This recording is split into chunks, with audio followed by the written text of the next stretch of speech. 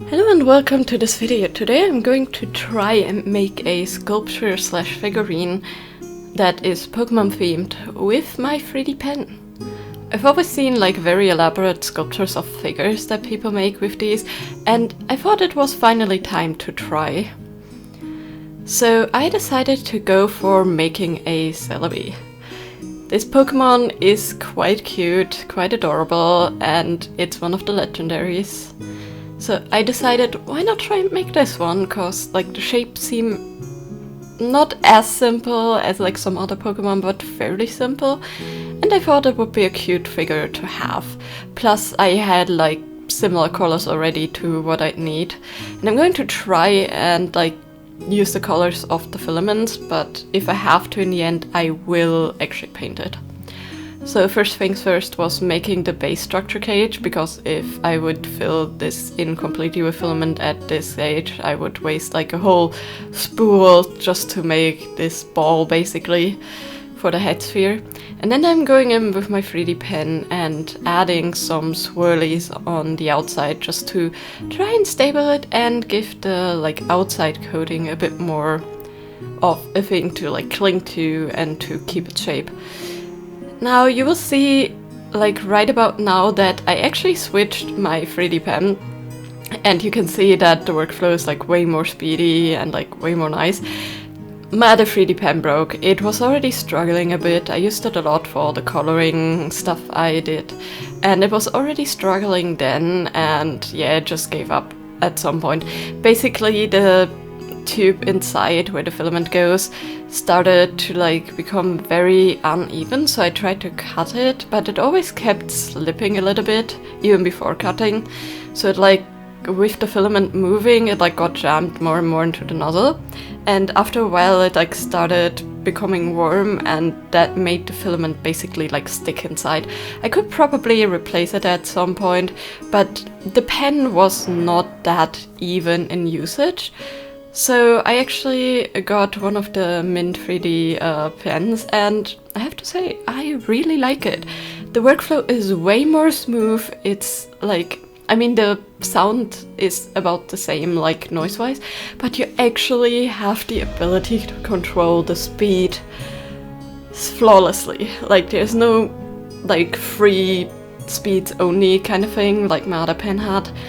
It works absolutely without any like steps in between. You have just like a slider where you can control it, and you can actually control the temperatures, not just choose between two different ones, but actually like choose the temperatures, which for this one, since it held the heat better, I actually had to turn it down to 190 for this to work well with this filament without like constantly running out of the nozzle or like being way too liquid. And it worked like a charm, and it was way easier to control. It was way easier to get like straighter or like rounded or curves that actually are a bit more even. But you know, it's still tricky to get even like structures if you're making them by hand, like completely from scratch. At least with pottery you can add and like subtract materials. Here you can basically just add and hope that it fills in the gaps. I'm going to try and fix some of the areas later, but it was definitely quite tricky, and you can actually see some improvements to like some of the later body parts that I made in comparison to this one.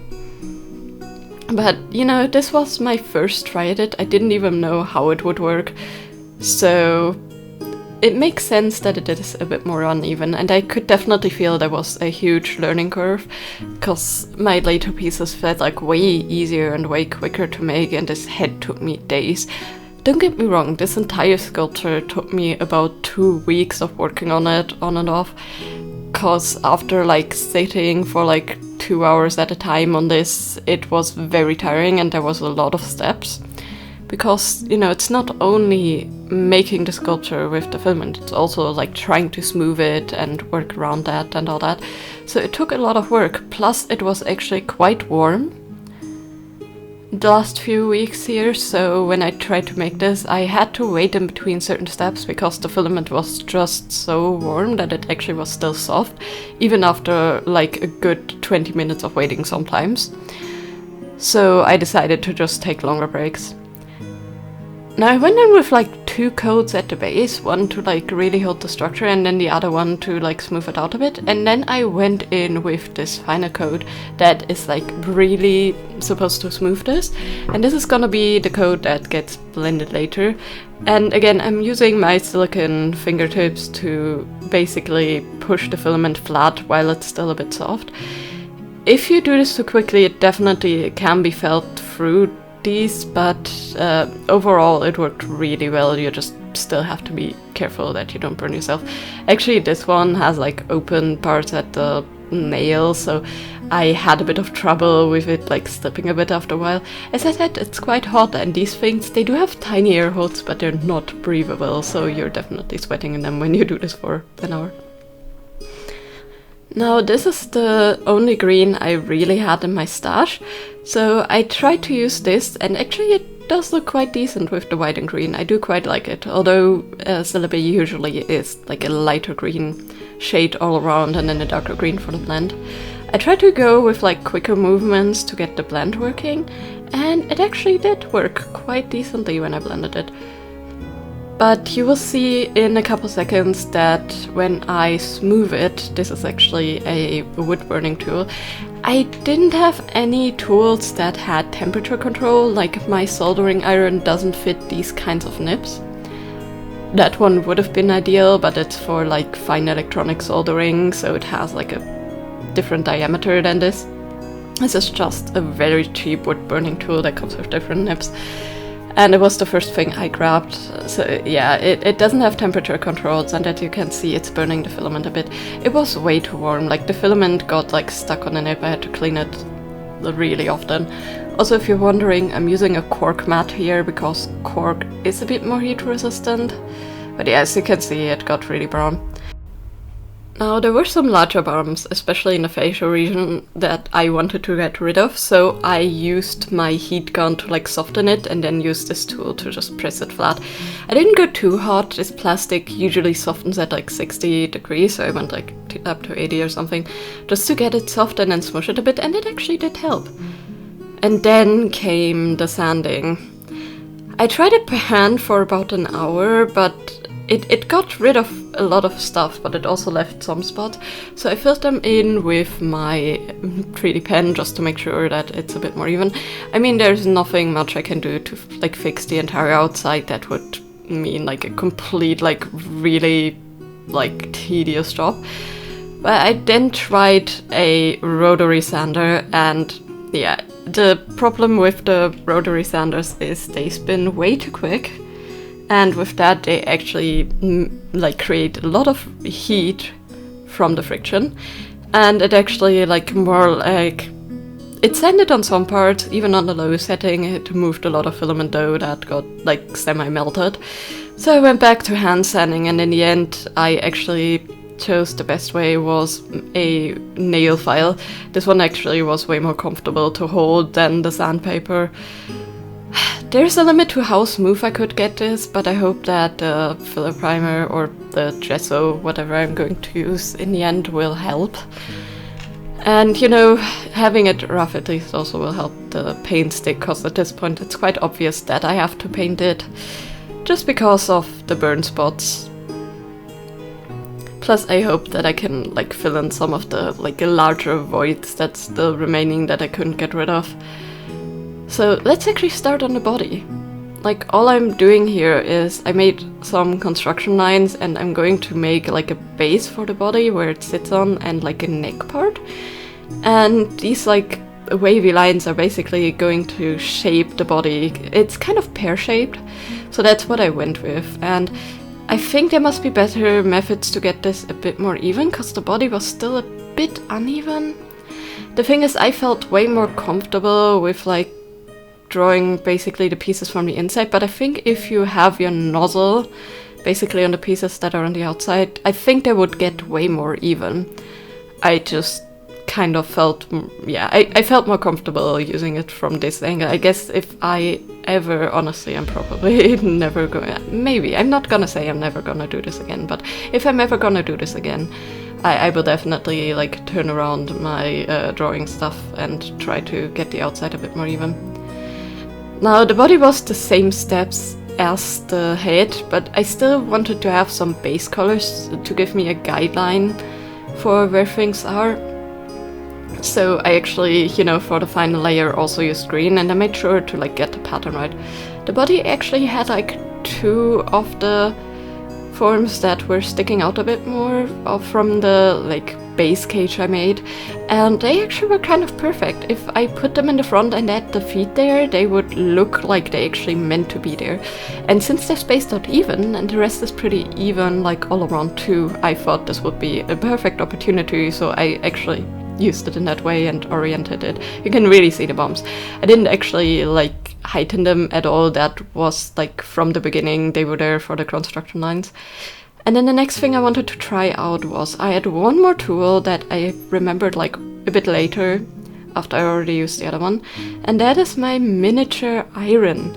Yes, I have this for when I'm sewing and like folding over the edges and stuff, because like having a miniature iron that works pretty decently quick is honestly nicer than trying to maneuver a large iron, in my opinion. Plus it also works really well on dull clothes, and it wasn't that expensive, so that's why I got it. But yeah, it worked way better. It did slightly burn it in some spots if I left it too long, but like not really noticeable at all. And it had a larger surface area, so it was a bit quicker to use. Now for attaching this, I tried with like the melting method, but it still left a huge gap even after I tried to move the filament around with like a lighter. This space was a bit too small to go in with the other tools, so I just went in with some filament, melted that down again, and then pressed it in with my finger. Just straight up from the pen, and that actually helped a lot. And then I just went on the sander. And I had to use this sander even though it doesn't have as high of a grit, because the other one just didn't fit in the round over of the body at the neck part, so it was way more tricky to actually sand this part. But in the end it worked out well. Now, getting the feet symmetrical was a bit harder, but luckily I got the shapes fairly similar, like, you know, starting off with a cage and then filling it in. At this point the process is just basically repeating, but I did have to like bulk out one of the feet a little bit more than the other, which actually worked out pretty well in the end. They're not 100% the same, but they're pretty much even. You can actually see when I stand them next to each other, or like hold them next to each other, that they're a bit more uneven. I needed to fill in a couple of gaps where I didn't like use a grid that was made on the flat of my work desk, but instead that I filled in with my pen. But it wasn't that much of a problem. Like getting the shape actually to work was pretty decent.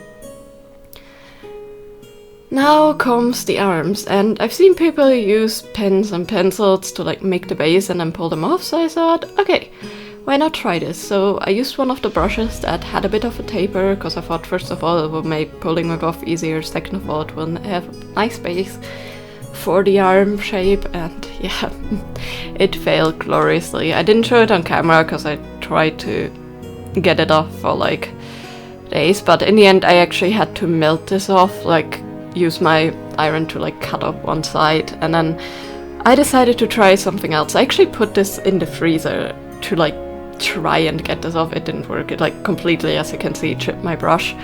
So I decided to use halves, and these I could actually remove. Now I needed to join them with my pen, and then for the last bit I still used my brush, but in this case it was like a very small area that would adhere, so it was easier to pull it off.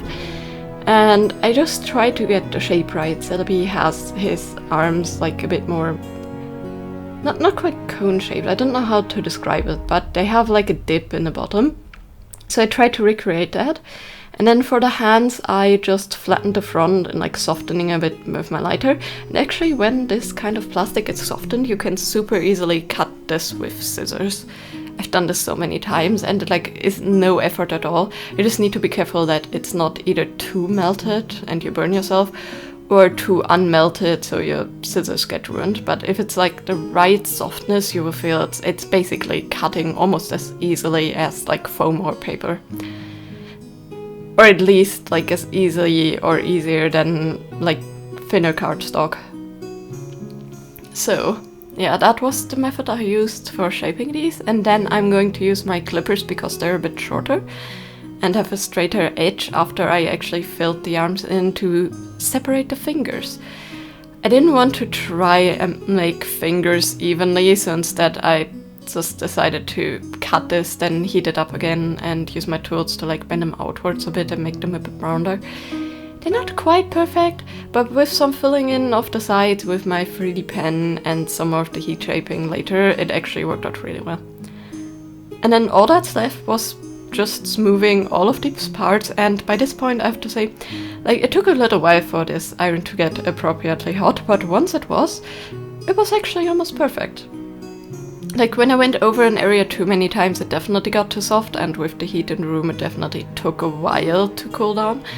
But it was not nearly as problematic at all as the burning iron.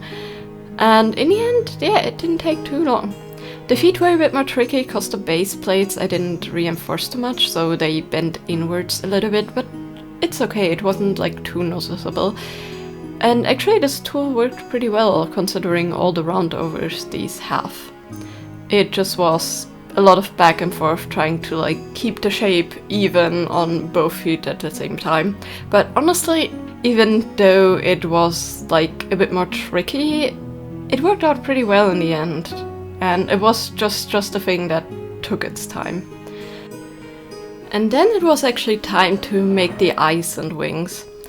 Now the eyes in the end, they turned out a bit too thick, I guess because I used 2 layers. I should have just stuck with 1. But I wanted to have them have like a 3D effect. So basically what I did, I made a fully filled in base, and then I made like an outer rim base basically, and I attached them together later with my iron, just like melting the edges in a bit, and then later I'm going to glue them on to the face. I should have just stuck with the rim, like putting that onto the face directly. That would have probably looked a bit less weird and less like it's wearing goggles. But at that point I, didn't know that yet, and I kind of committed. But that's always a thing with like certain projects. If you have never tried a thing like this before and you're just trying it, then you're learning a lot while proceeding through this project. And honestly, I definitely did learn a lot for this. Now the wings I'm going to keep very simple. They're just gonna be 1 layer, then I'm gonna press down and then later flatten a bit with my iron. So I'm making sure to like fill it in with all the gaps, just so that when light shines through there won't be like tiny gaps that would be uneven. As for the eyes, as you can see, I like flattened out the base part a bit, then I melted the sides together. I used the tip of my iron to melt the insides after this, and actually this gave a super nice shape of them. Like I actually got them pretty much even. And then I just flattened the top of the rims a bit. And yeah, as you can see, it worked out really surprisingly well, and that was way easier than I thought. I just needed to be careful not to melt through the backplate, since that is a very thin layer. But yeah, going a bit back and forth, rounding over the edges a bit, going back over the flat, and just working my way through slowly, and this was actually some of the easiest parts. Now for the wings, when I flattened them on my corkboard, as you can see, this one got a bit too warm in one spot, so it melted into the corkboard and it ripped some of the cork out. That is not because it like burned into it, it's just because the plastic is getting like very sticky when it's getting a bit too warm. So, basically bonded with it. But it was totally fine, since at this point I knew I wanted to paint it. I just wrote with it. As for the eyes, I heat shaped them to the form of the head. Then I just fixed them in place with some super glue. The other eye was actually a bit loose, so I had to rehold it a bit. And then I went in to blend in the edges with my iron. And yeah, it worked like a charm. in the end. It was definitely like a bit scary to go into the edges, because, you know, at this point one slip of the iron and I could have messed up the eye shapes completely, and they were pretty nice and even at this point, so I definitely was very careful with this step, since I needed to basically like move a bit more material from the edges to like fill the side gaps. But yeah, it worked out super well, as you can see. But you can also see kind of what I mean when I say they look more like goggles. As for the feet, I went and melted them on, and then I had to melt on the arms. The arms went a bit better because they don't have such a large area. For the feet, I will have to fill in the gaps. And again, I'm just filling in the like small gaps between the arms with my 3D pen, and this actually helps it bond like way more. Like, just the melting process didn't really bond both pieces, but like filling it in with more filament in the gaps definitely made it way sturdier. And then it was just a matter of like filling these gaps. When I made the feet, I knew I would have to do this, or else I would have had to make like half-rounded shapes. And I deemed that this was way easier than to try make those even shapes to fit this like a bit more uneven body. So it was basically, you know, again, just filling in, flattening it with my finger, filling it in a bit more.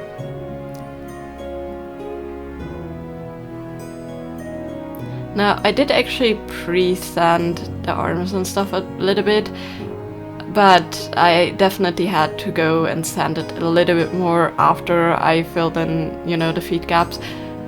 Still couldn't get out all of the bumps, but the arms and feet and the body are definitely a bit more clean looking than the head.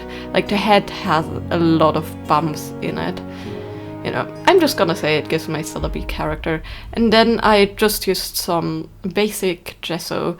Actually, it was more than holding because like everything was roughed up from the sanding. I didn't use that high or low of sandpaper grade. I think like 400 was like the lowest I went. And then with the stick, I think that's like 250 or something. But yeah, you know, I didn't actually like sand it fine. I guess if you want to like seal the surface, you can really go higher in the grid to make it like more smooth. But I didn't need that, so 400 was like the highest I went, and then 250 for the stick was the lowest I went. Actually, I don't quite know what my rotary sander like per default was. It may have been a bit higher, but since I mainly use, you know, the sanding stick anyways, I'm not gonna count that. Now, the next thing obviously was to give it a base coat, and as you can see throughout this, like the wings are falling off a little bit of constantly. These have a very small attachment point, so in the end I had to remove them and then super glue them on once I finished painting, but it was fine. It was just a shame to see them break off first. And all I did was I mixed up this like more minty green for the body, painted it all over, blended the like back of the head in with this darker green, and then I used like 3 coats on the body to make sure it's all covered up, before, you know, just going in with a finer brush to get all the details. Of course, I didn't realize that my battery ran out, so while I was painting the blue of the eyes, I wasn't recording. But basically for the black, I just went all around the rim and then added some white inside of the eyes again, before I'm giving them a gloss varnish. And then the last step before I'm adding the mouth actually was some matte spray varnish.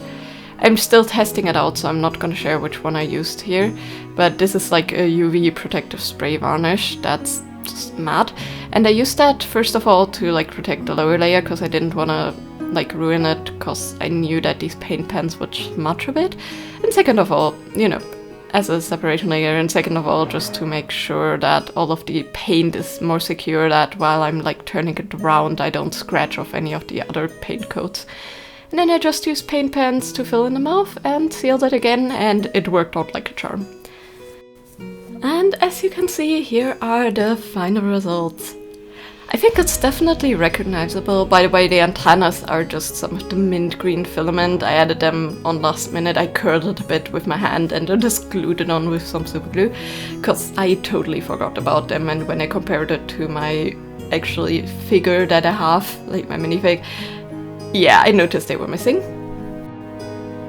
But still, in my opinion, this guy turned out pretty decent for all the work I put in there.